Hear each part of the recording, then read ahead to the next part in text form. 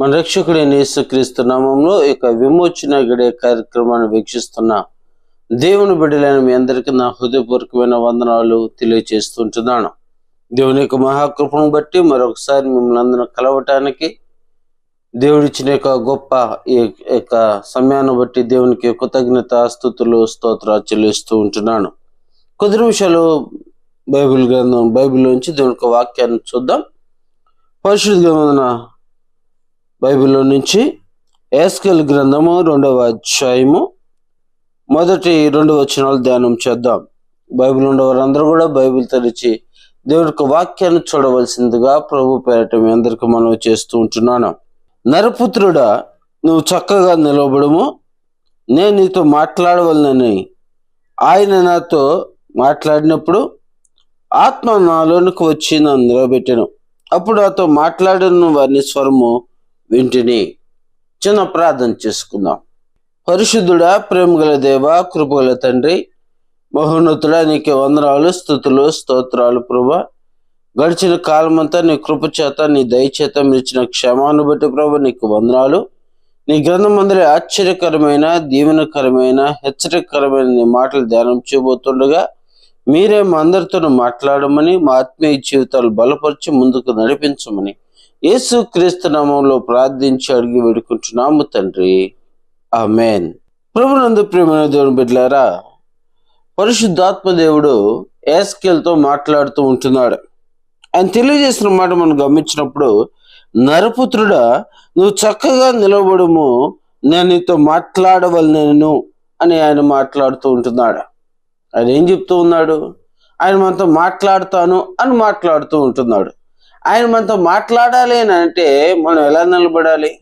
చక్కగా నిలబడాలి అని రాయబడి ఉంటుంది. చక్కగా నిలబడటం అంటే మనము ఈ లోక సంబంధమైన రీతిలో సిద్ధపడి నిలబడటం కాదు, కానీ దేవుని యందు భయభక్తులు కలిగిన వారముగా మనం నిలబడాలి. ఆయన మనతో మాట్లాడుతాను అంటున్నాడు. ఆ మాట్లాడే వ్యక్తి ఎలాంటి వాడు?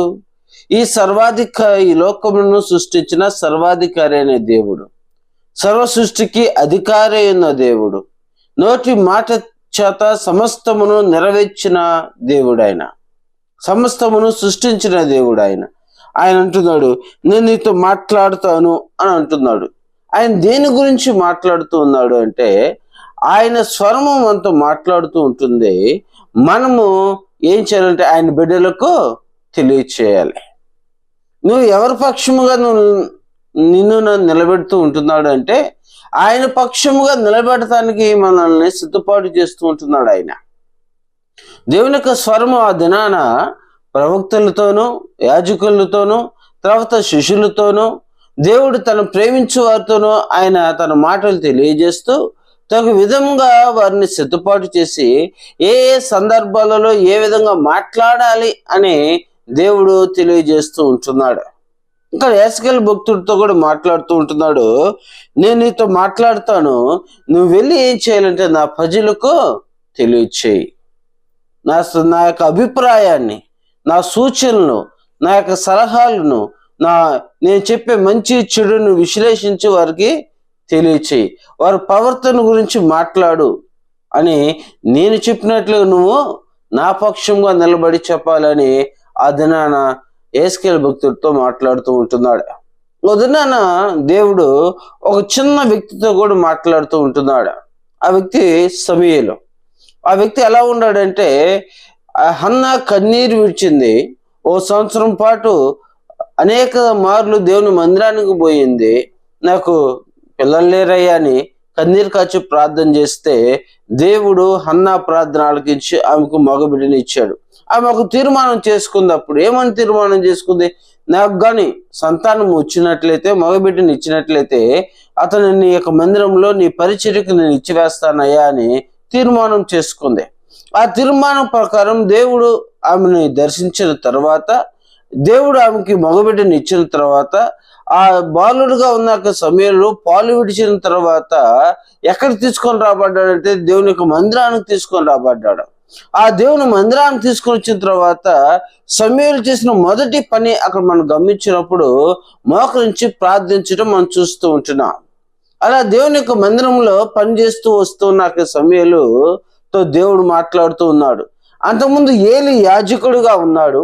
ఏలి కుమారులు మందిరం యొక్క పనులన్నిటిని వారు చూసుకుంటూ ఉన్నప్పటికీ కూడా దేవుడు ఏలితో కానీ ఏలి యొక్క కుమారులతో కానీ దేవుడు మాట్లాడలేదు. దేవుని యొక్క స్వరము ఆ దినాన కరువైపోయిన సందర్భాలుగా మనం చూస్తూ ఉంటున్నాం.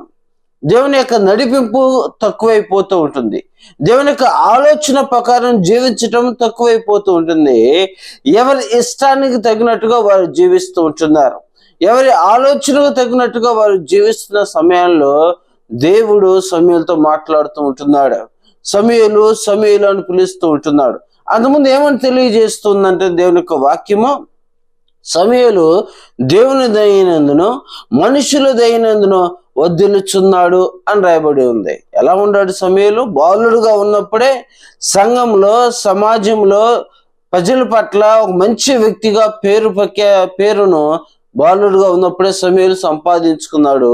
అదేవిధంగా దేవుని యందును భయభక్తులు కలిగిన వ్యక్తిగాను, ప్రార్థనా పరుడుగాను చిన్నతనం నుంచే సమూయేలు ఉన్నాడు.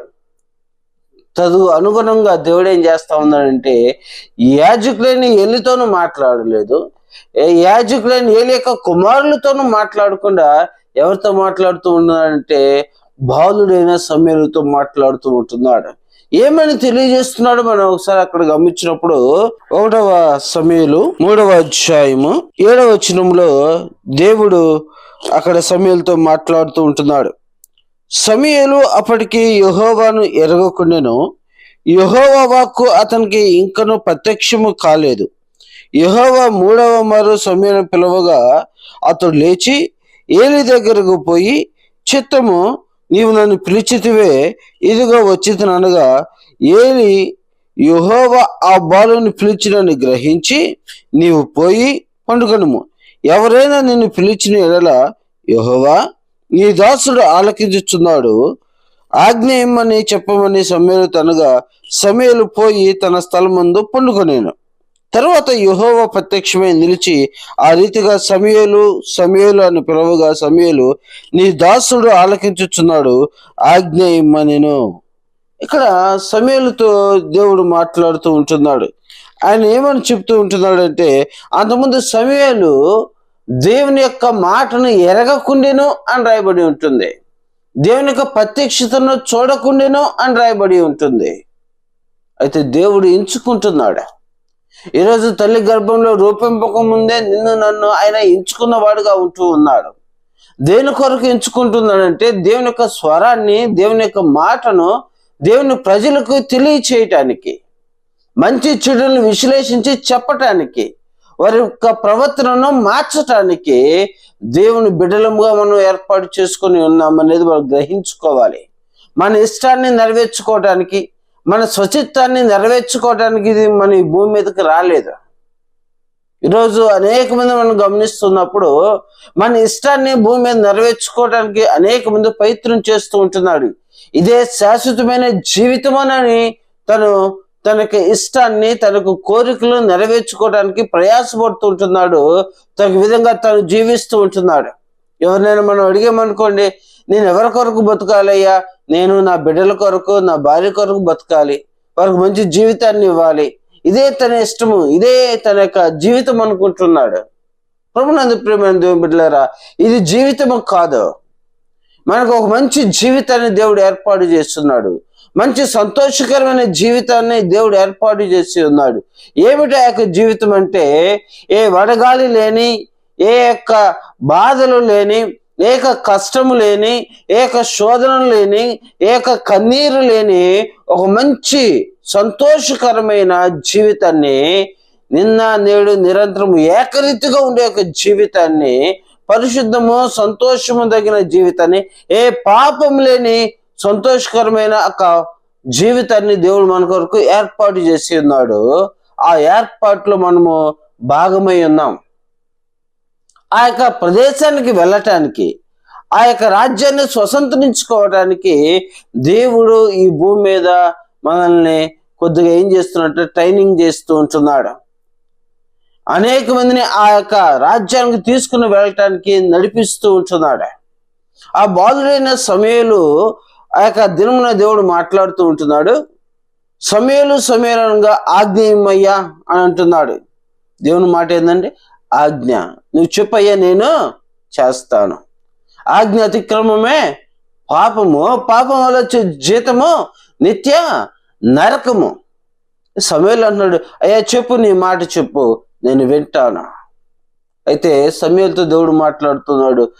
ఏలి యొక్క కుమారుల యొక్క దుర్మార్గతను గురించి మాట్లాడుతూ ఉంటున్నాడు.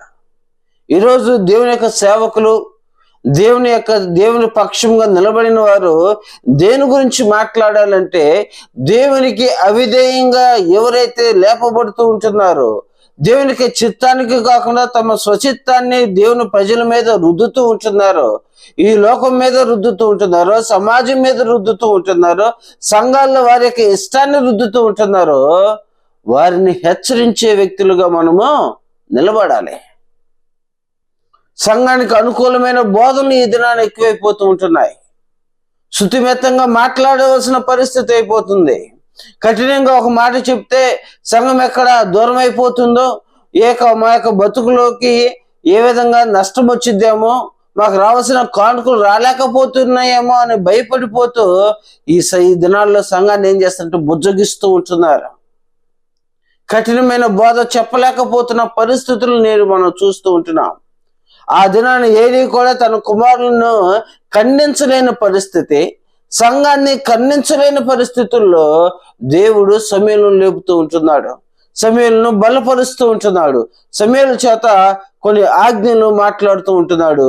దేవుడు ఏలీ యొక్క దుర్మార్గతను ఎత్తి చూపమని చెప్తూ ఉంటున్నాడు. ఈరోజు మనం కూడా దేవుని పక్షంగా మనం నిలబడవలసిన వారంగా మనం ఉంటున్నాం. ప్రియమైన దేవుని బిడ్డలారా, ఈరోజు అనేక సంఘాలలో దేవునికి అవిధేయమైన వ్యక్తులు లేపబడుతూ ఉంటున్నారు. దేవుని ఇష్టాన్ని దూరం పెట్టివేసి సంఘాలలో వారి యొక్క ఇష్టాన్ని నెరవేర్చేవారుగా ఉంటున్నారు. అనేక మంది ఏం చెప్తున్నారంటే, పాపం గురించి తక్కువైపోయింది, నిద్ర లేచిన కాంచి ఏం చెప్తున్నారో ఆశీర్వాదం గురించి చెప్తూ ఉంటున్నారు. ఆశీర్వాదమే, దీవెనలు తప్ప మీ ప్రవర్తన మార్చుకొని మీ బ్రతుకును మార్చుకోండి అని చెప్పడానికి ఇష్టపడటం లేదు. అలా చెప్తే ఏంటంటే ఏమాత్రం హృదయాలు నొచ్చుకుంటాయి. తద్వారా ఈ సంఘాన్ని విడిచిపెట్టి మరొక సంఘానికి, మరొక సంఘాన్ని విడిచిపెట్టి మరొక సంఘానికి వెళ్ళిపోయే పరిస్థితులు వస్తూ ఉంటున్నాయి. ఈరోజు ఎంత దౌర్భాగ్యమైన పరిస్థితి అంటే, అది నీ ప్రవర్తన మార్చుకోండి అని చెప్తూ ఉంటే ఆ ప్రవర్తన మార్చుకోవటానికి ఇష్టపడిన ప్రజలు, దురద చెవులు కలిగిన ప్రజలు ఏదైనా మనం చూస్తూ ఉంటున్నాం. ఈ లోకంలో మన ప్రవర్తన మార్చుకోకపోతే మనం దేవుని యొక్క రాజ్యాన్ని ఏ విధంగా స్వతంత్రించుకోగలుగుతాం? ఈ లోకంలో మన యొక్క చిత్తాన్ని నెరవేర్చుకుంటే, దేవుని యొక్క చిత్తాన్ని నెరవేర్చకుండా మన ఇష్టాన్ని నెరవేర్చుకుంటే దేవుని యొక్క రాజ్యాన్ని మనం స్వతంత్రించుకోం. ఆ దినాన అనేక మంది మాట్లాడుతూ ఉంటారంట. ఆ దినాన యేసుప్రభువు అంటున్నాడు, అసలు మీరెవరో నాకు తెలియదు. నిర్దాక్షిణ్యంగా ఆయన తోసివేస్తూ ఉంటున్నాడు మనల్ని. అయ్యా, నీ పక్షంగా మేము అనేక మందిని సువార్త ప్రకటించాము, అనేక మందిని ఆశీర్వాదకరమైన రీతిలోకి మార్చామయ్యా. అంటే ఏ ఆశీర్వాదం అంటే భూ సంబంధమైన ఆశీర్వాదము. దేవుడిచ్చే ఆశీర్వాదం శాశ్వతమైన ఆశీర్వాదము. దేవుడిచ్చే సంతోషము శాశ్వతమైన సంతోషము. దేవుడిచ్చే శాంతి సమాధానము శాశ్వతమైనది. కానీ భూలోకంలో వచ్చే ఆ యొక్క ఆశీర్వాదాన్ని నువ్వు ఇవ్వాల్సిన అవసరం లేదు, దాని గురించి చెప్పవలసిన ఆవశ్యకత అంతకంటే కూడా లేదు. దేవుడు, ఆ నిత్య ఆశీర్వాదకర్త అయిన దేవుడు సమస్తాన్ని పెంటతో ఎంచుకొని ఈ లోకానికి వచ్చాడు. ఈ లోకంలో గొప్పవాడుకున్న వ్యక్తి దేవుని యొక్క పిలుపు వినపడినప్పుడు, దేవుని యొక్క స్వరము వినపడినప్పుడు తన ప్రవర్తన మార్చుకున్నాడు. దేవుని కొరకు నిలబడి శ్రమ అయినను, కష్టమైనను, ఉపద్రవమైనను దేవుని పక్షముగా నిలబడుతూ ఉంటున్నాడు పౌలుగా. చేపలు పట్టే దేవుని యొక్క శిష్యులు చేపలు ఆ యొక్క జీవన విధానాన్ని విడిచిపెట్టుకొని దేవుని యొక్క పిలుపు మేరకు ఏం చేస్తా ఉన్నారు? ఆయన వెంబడించారు. అనేకమైన ఆటుపోట్లు ఎదుర్కొన్నారు, కష్టాలను ఎదుర్కొన్నారు, మరలా వెనక్కి వెళ్ళిపోయారు. కానీ పరిశుద్ధాత్మ దేవుడు మరలా బలపరిచినప్పుడు దేవుని యొక్క మాటకు వాళ్ళు విధేయత చూపించారు. చివరికి వాళ్ళ ప్రాణములు సైతం వారు అప్పగించుకున్నారు. ఎవరి కొరకు? దేవుని కొరకు. వారికి కుటుంబాలు లేవా? వారికి బిడ్డలు లేరా? వారికి సమాజంలో మంచిగా జీవించాలనే ఆశ వారికి ఉండదా? ఈరోజు వారి యొక్క బోధంతా కూడా పక్కకు పోతూ ఉంటుంది. వారికి కష్టమంతా కూడా పక్కకు పోతూ ఉంటుంది. వాళ్ళు పడిన శ్రమ అంతా కూడా పక్కకు పోతుంది. వారి మీద మనం కట్టబడి ఉన్నాం, వారి మీద మనం నిర్మించబడి ఉన్నాము. ఈరోజు మనకు బోధ ఎలా ఉంటుంది? మనకు విధి విధానాలు ఎలా ఉంటున్నాయి? దేవునికి ఇష్టమైన రీతిలో మనం జీవిస్తూ ఉంటున్నామా లేదని మనం ఒకసారి పరిశీలన చేసుకోవాల్సిన వారంగా మనము ఉంటున్నాం. కాబట్టి ప్రేమ దేవుని బిడ్డలారా, ఆ దినాన నరపుత్రుడా నువ్వు చక్కగా నిలబడమని ఎస్కేల్తో మాట్లాడుతున్నాడు. ఏం మాట్లాడుతున్నాయి అని ఒకసారి గమనిస్తే ఎస్కేల్ గ్రంథము 2వ అధ్యాయము 3వ వచనం కాంచి చూద్దాము. ఆయన నాతో ఇట్లా, నేను నరపుత్రుడా, నా మీద తిరుగుబాటు చేసిన జనుల యొద్దకు, ఇశ్రాయేలీయుల యొద్దకు నిన్ను పంపుచున్నాను. వారును వారి పితరులను నేటి వరకును నా మీద తిరుగుబాటు చేసి ఉన్నారు. వారు సిగ్గుమాలిన వారును కఠిన హృదయులై ఉన్నారు. వారి యొద్దకు నేను నిన్ను పంపుచున్నాను. వారు తిరుగుబాటు చేయవారు గనుక వారు వినినను వినకపోయినను తమ మధ్య ప్రవక్త ఉన్నాడని వారు తెలుసుకున్నట్లు ప్రభువుకు యెహోవా ఇలాగ సెలవిచ్చుచున్నాడని నీవు వారికి ప్రకటించవలెను. తిరుగుబాటు చేశారంటే ఎవరి మీద తిరుగుబాటు చేశారు? దేవుని మీద తిరుగుబాటు చేశారు. అంటే దేవుని మీద ఏ విధంగా తిరుగుబాటు చేశారు వీళ్ళు? ఆయన మాట వినకపోవటమే తిరుగుబాటు చేసినట్టు. మంచిని మంచిగా చేయమని చెబుతూ ఉంటే ఆ మంచిలో ఈరోజు అనేక మంది చట్టాలు ఏం చేస్తున్నారంటే, రాజ్యాంగంలో ఉన్న చట్టాలను ఏం చేస్తున్నారు? లొసుగులు వెతుకుతూ ఉన్నారంట. ఏం చేస్తున్నారు? చట్టాల్లో లొసుగులు వెతికి ఆ లొసుగుల ప్రకారంగా దుర్వ్యాపారములు చేసేవారు, అక్రమంగా సంపాదించుకునేవారు మనం చూస్తూ ఉంటున్నాం. అదేవిధంగా దేవుని యొక్క వాక్యాన్ని ఎవరికి అనుకూలంగా బోధించుకుంటున్నారంటే వారికి అనుకూలంగా బోధించుకుంటూ ప్రజలను కూడా ఏం చేస్తూ ఉన్నారు? తప్పుడు మార్గంలో నడిపించేవారు మనం చూస్తూ ఉంటున్నాం. తప్పుడు బోధ చేసేవారిని మనం చూస్తూ ఉంటున్నాం. అయితే దేవుడు ఎస్కేల్తో మాట్లాడుతున్నాడు, తిరుగుబాటు చేస్తున్నారు నా ప్రజల ఎద్దుకు పో, వారితో మాట్లాడు. వాళ్ళు వినకపోయినా నేను చెప్పింది వారికి నీవు చెప్పాలి. దీనిలో ఉన్నది ఉన్నట్టుగా మనం చెప్పేవారు మనం ఉండాలి. ఇందులో ఒక పొల్లైన కలపటానికి లేదు, తీసివేయటానికి లేదు. మన సొంత మాటలు తెలియచేయటానికి కూడా లేదు. ఇవి దేవుని యొక్క మాటలు, మనుషుల ఇచ్చ నుండి వచ్చే మాటలు కాదు. ఇవి పరిశుద్ధాత్మ యొక్క మాటలు. ఇవి అదనాన నరపుత్రుడిగా వేసుకెళ్తా ఉంటున్నాడు. నువ్వు చక్కగా నిలబడితే నేను నీతో మాట్లాడతాను. నేను ఏ విధంగా వాడుకుంటా అంటే నా బిడ్డగా, నా స్వరంగా నేను ఎన్నుకుంటాను అని ఆయన మాట్లాడుతూ ఉంటున్నాడు. ఈరోజు నిన్ను నన్ను కూడా ఆయన పక్షంగా నిలబెట్టుకోవడానికి ఆయన ఇష్టపడుతుంటున్నాడు. బాలుడైన సమూయేలును నిలబెట్టుకున్నాడు. ఏలీ యొక్క కుమారుల గురించి మాట్లాడుతూ ఉంటున్నాడు. యాజకుడుగా, ప్రవక్తగా, న్యాయాధిపతిగా సమూయేలును వాడుకున్నాడు దేవుడు. ఎస్కేలును నిలబెట్టుకుంటున్నాడు. దేవుని పక్షముగా నిలబెట్టుకుంటున్నాడు. ఉన్నది ఉన్నట్టుగా నేను చెప్పిన మాటలు నువ్వు తెలియచేయమని ఇశ్రాయేలు తన ప్రజలకు దేవుడు ఎస్కేలుతో మాట్లాడుతూ నిలబెట్టుకుంటూ ఉంటున్నాడు. అదేవిధంగా యేసుప్రభువు తన శిష్యులను నిలబెట్టుకుంటూ ఉంటున్నాడు. ఇక ప్రపంచం మొత్తానికి సువార్తను ప్రకటించాడు. వారు ఆ సువార్త ప్రకటిస్తూ హతసాక్షులకు వాళ్ళు మరణించారు. అదేవిధంగా నేడు కూడా నిన్ను నన్ను కూడా ఆయన పంపటానికి సిద్ధంగా ఉన్నాడు, మాట్లాడటానికి సిద్ధంగా ఉన్నాడు, నడిపించటానికి సిద్ధంగా ఉన్నాడు. నీవు నేను సిద్ధంగా ఉన్నామా?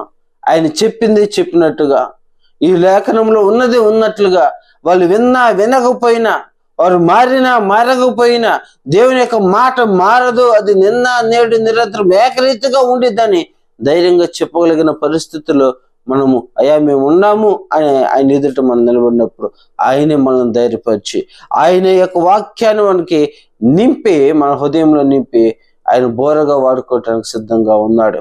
ప్రభునందు ప్రియ దేవుని బిడ్డలారా, నేను సిద్ధంగా ఉన్నట్లయితే మన జీవితాన్ని మార్చివేస్తాడు. నిత్య ఆనందాన్ని, నిత్య సంతోషాన్ని, నిత్య సమాధానాన్ని మనకి ఇస్తాడు. అటు గొప్ప పరిశుద్ధాత్మ దేవుడు మనకందరికి నీ కలుగుజేయను గాక. ఆమేన్. చిన్న ప్రార్థన చేసుకుందాం.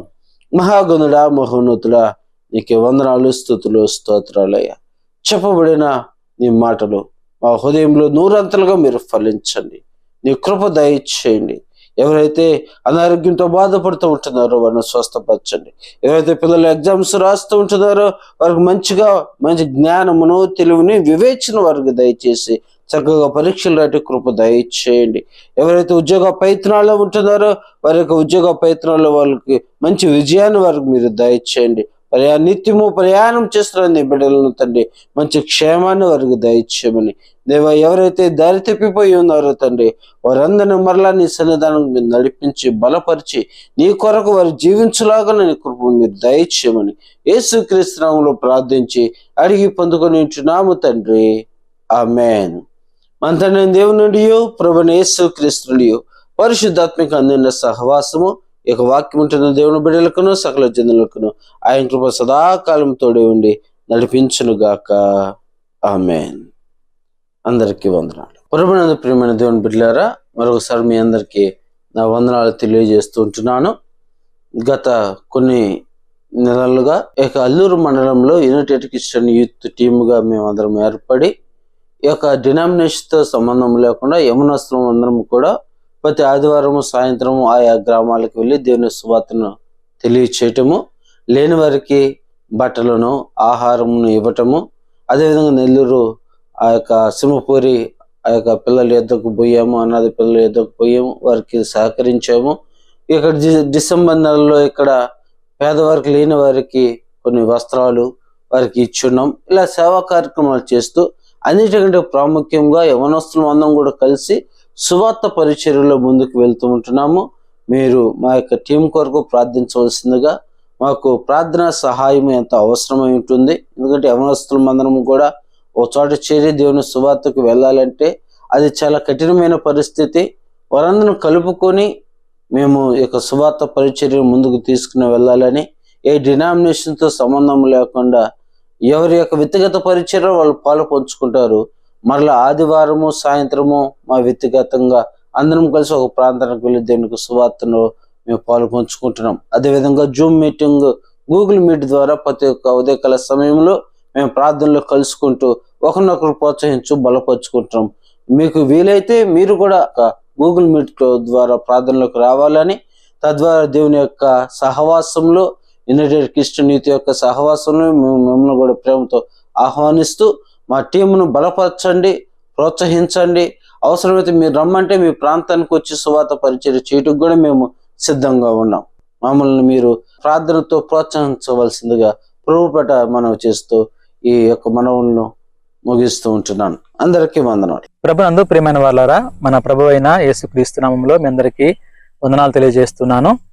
ఈ సమయంలో మేమందరం కూడా ముందుకు రావడం గల కారణము, మేము ఒక టీంని ఏర్పాటు చేసి మరి ఆ టీం ద్వారా దేవుని పరిచర్య చేస్తూ ఉన్నాం.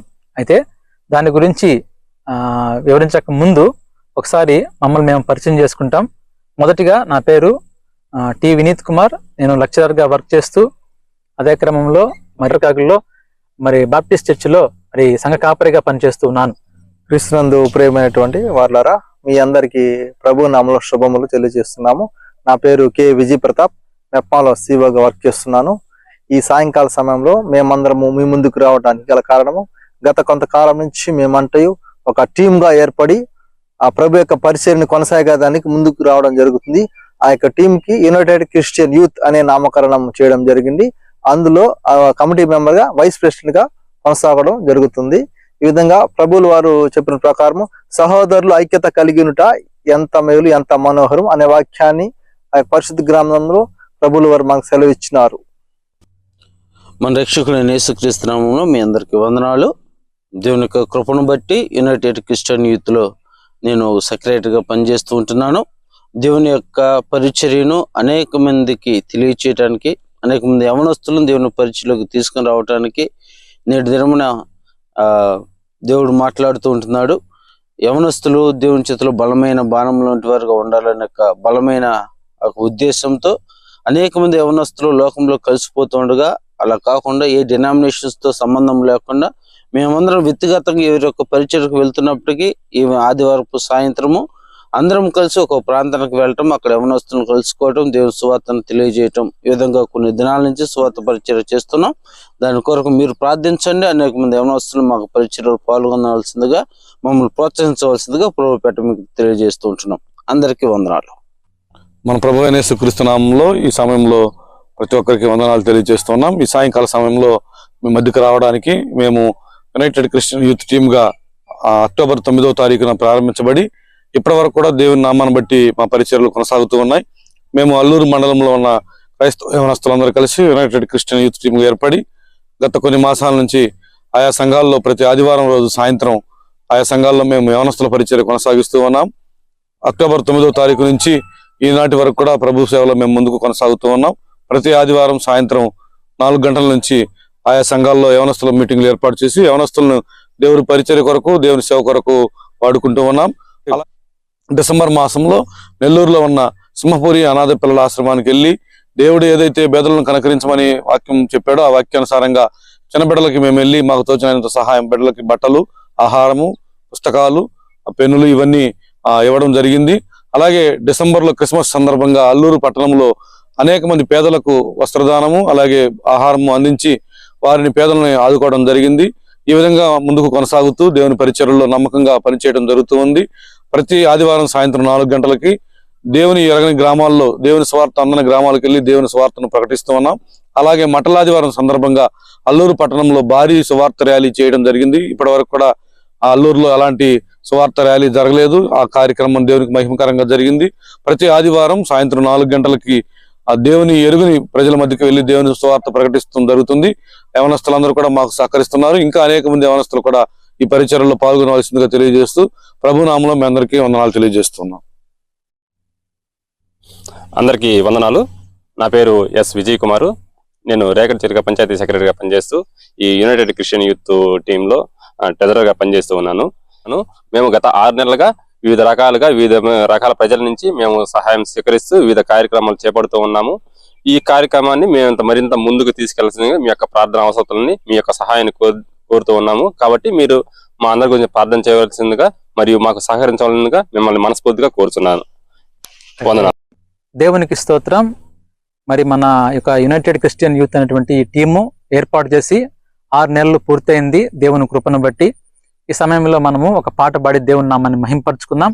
అదే విధంగా మీ అందరూ కూడా మా పరిచర్య గురించి ప్రార్థన చేయాల్సిందిగా ప్రభువు నామములో మనవి చేస్తున్నాను.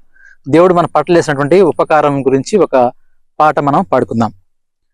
నీవు చేసిన ఉపకారములకు నేనేమి చెల్లింతును, నీవు చేసిన ఉపకారములకు నేనేమి చెల్లింతును.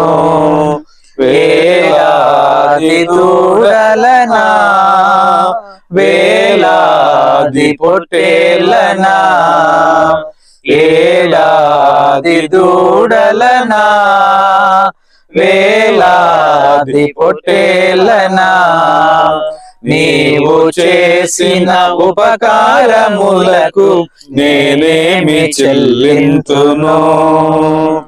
వేలాది నదులంత విస్తార తైలం నీకిచ్చిన చాలునా, వేలాది నదులంత విస్తార తైలం నీకిచ్చిన చాలునా. గర్భఫలమైన నా జ్యేష్ఠ పుత్రుని నీకిచ్చిన చాలునా, గర్భఫలమైన నా జ్యేష్ఠ పుత్రుని నీకిచ్చిన చాలునా. నా ఉపకారములకు నేనేమి చెల్లింతును. మరణ పాత్రుడనై ఉన్న నాకై మరణించితివ సిలువలో, మరణ పాత్రుడనై ఉన్న నాకై మరణించితివ సిలువలో. కరుణ చూపి నీ జీవ మార్గాన నడిపించుమో యేసయ్యా. కరుణ చూపి నీ జీవ మార్గాన నడిపించుమో యేసయ్యా. నీవు చేసిన ఉపకారములకు నేనేమి చెల్లింతును. విరిగి నలిగిన బలియాగములను నా హృదయమర్పింతును.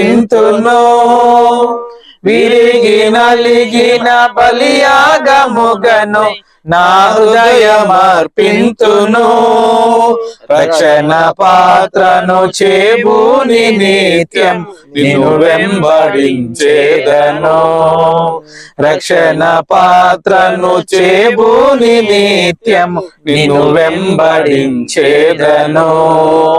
నీవు చేసిన ఉపకారములకు నేనేమి చెల్లింతును.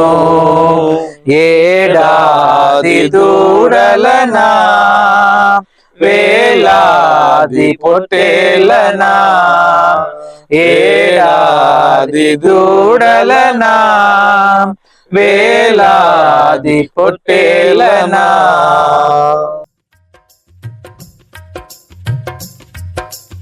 అది ఎంత సత్యమైన ప్రేమ, దైవ ప్రేమ, నిత్య ప్రేమ. అది కొలువగా లేని ప్రేమ, దైవ ప్రేమ, నిత్య ప్రేమ. అది ఎంత సత్యమైన ప్రేమ, దైవ ప్రేమ, నిత్య ప్రేమ. అది కొలువగా లేని ప్రేమ, దైవ ప్రేమ, నిత్య ప్రేమ. ఏ పరిస్థితిలోనూ ఏ షరతులు లేక ప్రేమించు నన్ను వందనం ప్రభునకు. ప్రేమించు నన్ను వందనం ప్రభునకు. అది ఎంత సత్యమైన ప్రేమ, దైవ ప్రేమ, నిత్య ప్రేమ. అది కొలువగా లేని ప్రేమ, దైవ ప్రేమ, నిత్య ప్రేమ.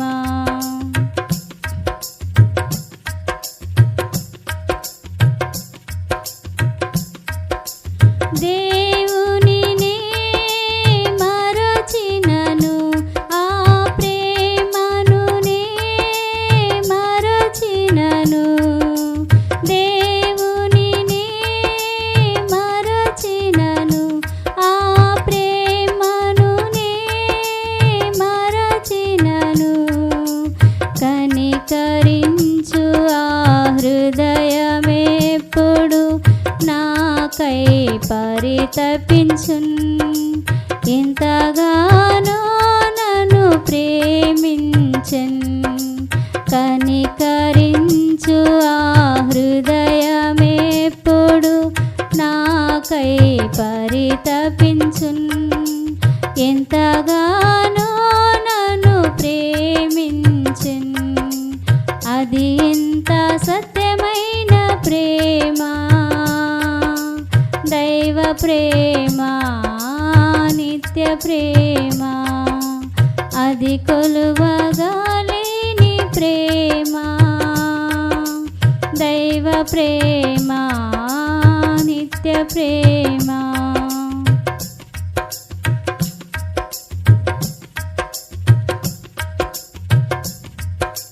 తల్లి నన్ను విడచినను ఈ లోకమే ద్వేషించినను. తల్లి నన్ను విడచినను ఈ లోకమే ద్వేషించినను. మంచి కాపరి నన్ను వెదకెను, నా నాకై పరితపించెన్ ఎంతగానో నన్ను ప్రేమించెన్ మంచి కాపరి నన్ను వెదకెను నాకై పరితపించెన్ ఎంతగానో నన్ను ప్రేమించెన్ అది ఎంత సత్యమైన ప్రేమ దైవ ప్రేమ నిత్య ప్రేమ అది కొలువగా లేని ప్రేమ దైవ ప్రేమ నిత్య ప్రేమ ఏ పరిస్థితిలోనూ ఏ షరతులు లేక ప్రేమించు నన్ను వందనం ప్రభునకు ప్రేమించు నన్ను వందనం ప్రభునకు అది ఎంత సత్యమైన ప్రేమ దైవ ప్రేమ నిత్య ప్రేమ